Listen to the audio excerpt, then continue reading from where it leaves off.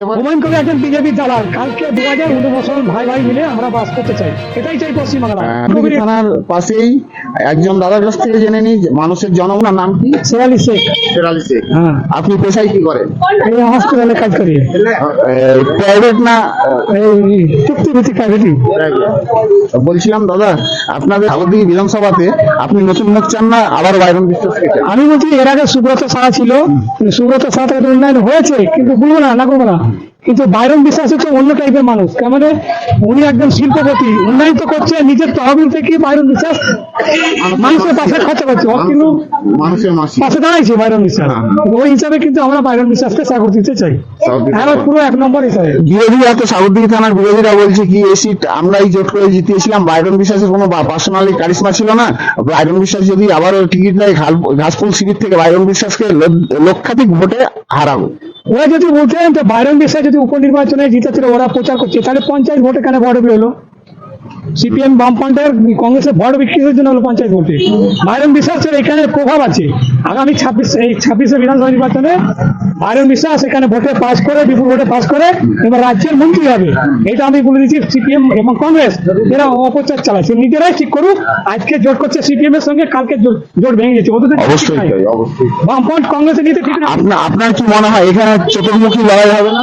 না, এখানে কোনো বাইরন বিশ্বাসের সঙ্গে লড়াই হবে না। আপনার কি মনে হয় না এখানে সিপিএম কংগ্রেস জোট হলো না, তাতে কি বিজেপি বাড়তি অক্সিজেন পেয়ে গেল?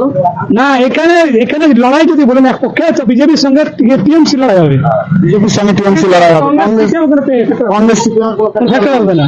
আপনার কি মনে হয় যদি হুমায়ুন কবির যদি এখান থেকে দাঁড়িয়ে নিজে যদি এখানকার ক্যান্ডিডেট হয় তাহলে কি হবে? হুমায়ুন কবির দালাল, ভোট কি পেতে পারে? হুমায়ুন কবির একজন বিজেপি দালাল। কালকে 2019 সালে যে পতাকা নিয়ে জয়শ্রীরাম বলেছিল, আমরা চাই যে ধর্ম নিরপেক্ষভাবে মানুষ ভোট করুক, উন্নয়ন থেকে ভোট করুক। কালকে সাম্প্রদায়িক দলের সঙ্গে জোট করে লড়িছে, সেই লোক আবার সাম্প্রদায়িক নিয়ে খেলছে।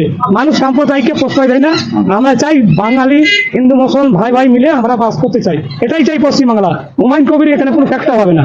আইএসএফ আসাউদ্দিন ওয়াইসি হুমায়ুন কবির যদি জোট করে তাহলে কি পশ্চিমবাংলার যে শাসক দলের কি এতে কোনো মানে ক্ষতি হবে?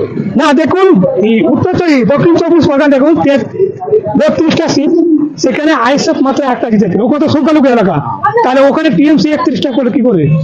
একটা সিট কি করে আইএসএফ পেল? তাহলে এখানে প্রমাণ আছে সংখ্যালঘু মমতার পাশে আছে, মমতা আছে বলে আমরা নিশ্চিন্তে বাংলায় ঘুমাচ্ছি। অনেকে তো বলছে, অনেক নেতা বলছে সংখ্যালঘু শাসক দলের পাশ থেকে সরে যাচ্ছে। ও যারা বলছে ওগুলা বিজেপির দালাল, ওরা বিজেপি থেকে ওদেরকে লেলিয়ে দিয়েছে, মানে ভোটটা কাটা যেন আমরা ক্ষমতা আসতে হবে, ওরা পরে বিজেপির সঙ্গে জয়েন করবে। আপনার কি মনে হয় না এখানে চতুর্মুখী যদি লড়াই হয় সিপিএম কংগ্রেস বিজেপি টিএমসি, তাহলে কি যে বাড়তি অক্সিজেন বিজেপি পাচ্ছে এবং কি বিজেপি হয়তো বেরিয়ে যেতে পারে? এখানে টিএমসি জিতবে, সারা পশ্চিমবাংলা টিএমসি 250 সিটে কংগ্রেসই কাছাকাছি থাকবে। সবচাইতে হাই ভোল্টেজ সিট সবার নজর থাকবে সাগরদিঘির উপরে, কারণ বলেছিল 2022 যখন উপনির্বাচন হয় তখন বলেছিল কি সাগরদিঘি দিশা দেখাবে সিপিএম কংগ্রেসের জোটকে। তো সেই জোট তো থাকছে না, আখিরে সেই জোট নেই। তাহলে এবারে কি মানে সিপিএম এখানে কত নম্বরে থাকতে পারে? সিপিএম শেষে থাকবে। কংগ্রেস কত নম্বরে থাকতে পারে? বাইরন বিশ্বাস সাগরদিঘি থেকে পাস করছে 1 নম্বর, 2 নম্বর বিজেপি, 3 নম্বর কংগ্রেস, 4 নম্বর সিপিএম। তাহলে কি বাইরন বিশ্বাস অনেক কাজ করেছে এই বিধানসভায়? মমতা তো উন্নয়ন করছে। বাইরন বিশ্বাস একজন শিল্পপতি, নিজস্ব তহবিল থেকে গরিব মানুষের পাশে দাঁড়াচ্ছে, খরচা করছে। এই যে বালির দাম বেড়ে যাচ্ছে, সেই নিয়ে আপনার কিছু মতামত? বাড়ির দাম বাড়াচ্ছে, সরকার ট্যাক্স বাড়াচ্ছে, কেন্দ্র সরকার। আপনার সরকারের কাছে কি দাবি? বালির দাম একটু কমলে কি আমজনতার কি সুবিধা হয় না? হ্যাঁ, এটা তো হয়, কমালে আমাদের সুবিধা হয়। আপনি একজন সচেতন নাগরিক হয়ে আপনার কাছে আমার একটা প্রশ্ন, যেমন যুবশ্রী, কন্যাশ্রী, কিষাণ বন্ধু, এমন কিছু প্রকল্প, দিদির পাঁচালী অনেক প্রকল্প দিদি চালু করেছে। তো আপনার কি মনে হয় না একজন আম নাগরিক হিসাবে টোটো চালকদের জন্য কোনো একটা প্রকল্প করা? ওটা মমতা বন্দ্যোপাধ্যায় এক এক করে চালু করছে, দেখুন ধাপে ধাপে চালু। আপনার দাবিটা কি?